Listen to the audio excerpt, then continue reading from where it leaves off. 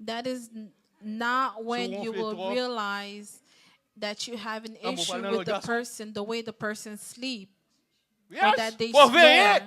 You have to be watchful. You have to seek to understand and to know this person well. Not everyone snore, but there are people that snore. It's not something that is abnormal, but it happens. But if you know that you have an issue with people snoring, you should not enter into a relationship with that person. Et puis qu'il y a qui s'en bral d'eau. Ou t'es déjà fin marié déjà, pas j'aime d'accord pour quitter le non.